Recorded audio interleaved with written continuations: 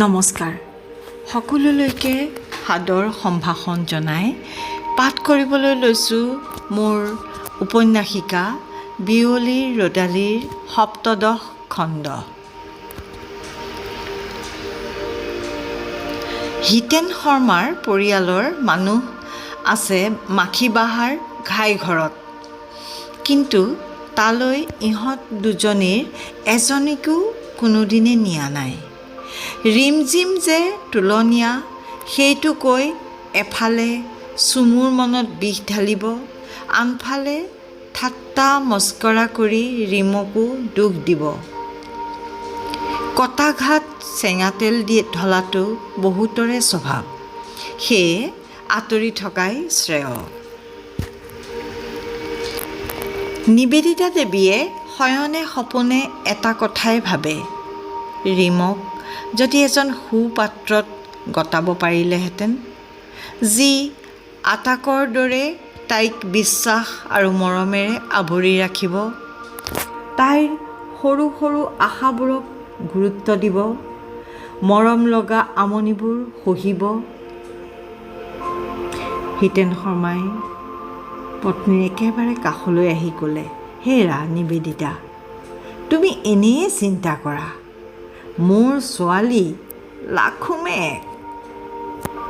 তেওঁ স্বামীৰ মুখলৈ চাই ক'লে, অ' এতিয়া আপোনাৰ ছোৱালীহে হ'লগৈ, নহয় কি?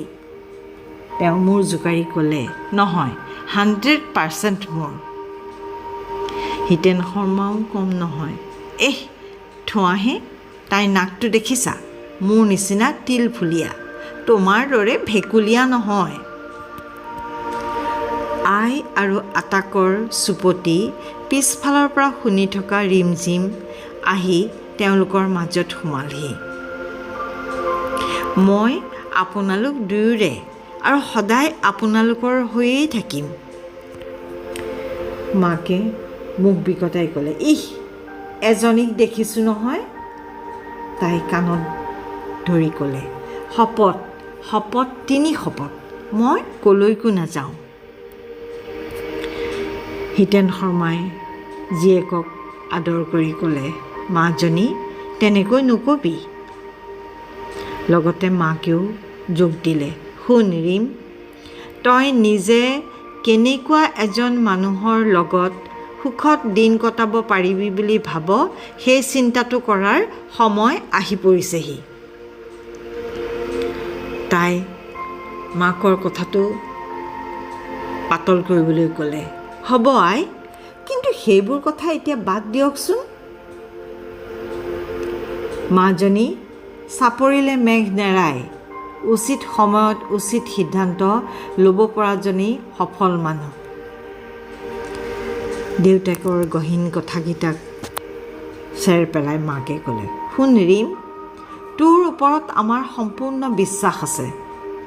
যাকে নাচাৱ কিয় হিন্দু ধৰ্মৰ হ'লেই হ'ব। দেউতাকে টিপ্পনী কাটিলে, ধৰ্মবাদ ল'ৰা মানে পুৰুষহে বিচাৰিবি দেই।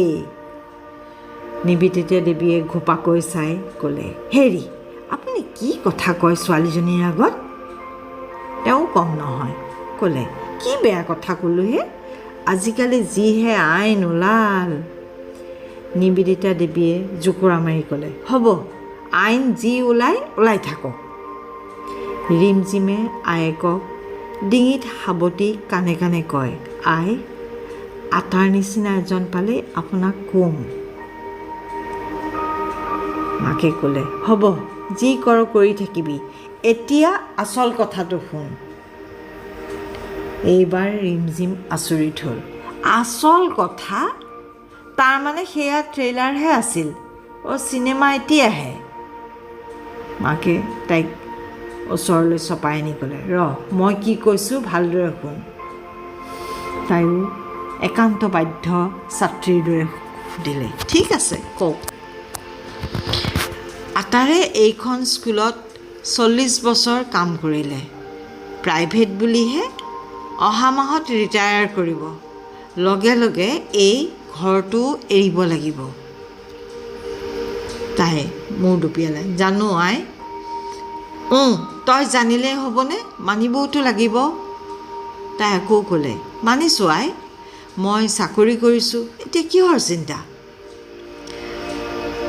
তাইৰ কথাৰ উত্তৰত মাকে ক'লে, সেইটো হয়, পিছে ঘৰ ভাড়া দি চলিবলৈ টান হ'ব, আৰু আটাৰ যদি এতিয়াই গাঁৱলৈ উভতি নাযায়, পিছত পৈতৃক সম্পত্তি বুলিবলৈ একোৱেই নাথাকিবগৈ। কথাটো শুনি তাই অলপ সময় চিন্তা কৰিলে, তাৰপিছত ক'লে, তেতিয়াহ'লে মই কালিলৈকে ৰিজাইন দিব লাগিব। মাকে অকণমান ডাঙৰকৈ ক'লে, আই, ৰিজাইন দিবি কেলৈ? তাই ক'লে, নহ'লে গাঁৱৰ পৰা আহি কেনেকৈ চাকৰি কৰিম? এইবাৰ নিবেদিতা দেৱী বিমূৰত পৰিল। কি ক'ব তাইক এতিয়া? কেনেকৈ ক'ব? তাইক গাঁৱলৈ নিয়াৰ কথা যে ভবা নাই। তাই ইয়াতে থাকি চাকৰি কৰিব, তেওঁলোক দুজনহে যাব। তাইক গাঁৱলৈ নিলে বংশৰ মানুহবোৰে ৰেপি ৰেপি নিমখ ছটিয়াব সিহঁতৰ এই নিৰ্মল সম্পৰ্কত। সেয়ে ক'লে, ৰচোন, চাকৰিটোত সোমাইছহে।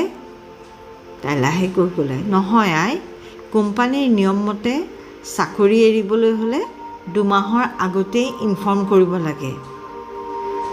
মাকে লাহেকৈ ক'লে, হয় নেকি? তাৰপিছত এটা ৰাতি ৰিমঝিমৰ চকু জাপ নোযোৱাকৈ পাৰ হ'ল। ৰিজাইন দিম বুলি আয়েকক ক'লে যদিও ৰিমঝিমৰ মনটো বিষাদে আৱৰি ধৰিছে। CGMCৰ লগত এইকেইমাহতে এনে এটা সম্পৰ্ক গঢ়ি উঠিল, আঁতৰি যোৱাৰ কথা ভাবিবলৈ কষ্ট হৈছে। আৰু চৌধুৰী ছাৰক ৰাক্ষসৰ বৰ্মৰ পৰা মুকলি কৰিবলৈ আছেই। তথাপি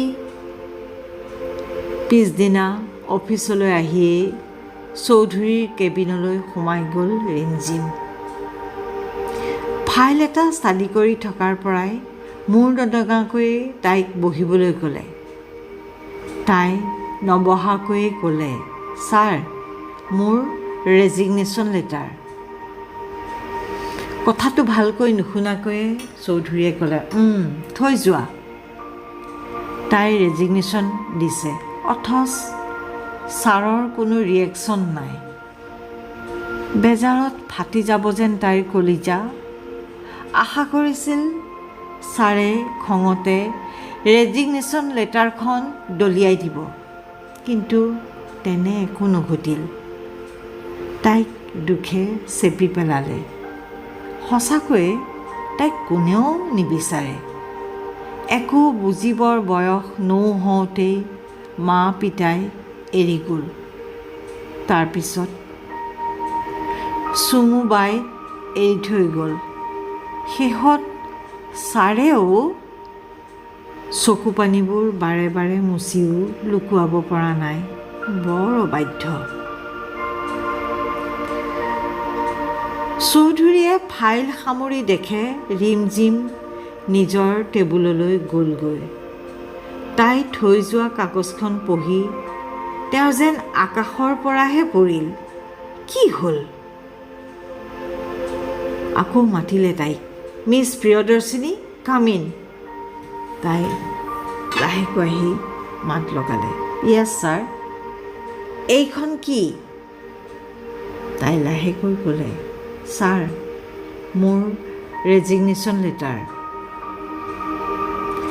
এইবাৰ কিছু টানকৈয়ে ক'লে, তুমি জানা ৰিজাইন দিবলৈ হ'লে 2 মাহৰ আগতে ইনফৰ্ম কৰিব লাগে? তাই একেটা সুৰতেই ক'লে, হয় ছাৰ, মই মে'ৰ 1 তাৰিখে যাম।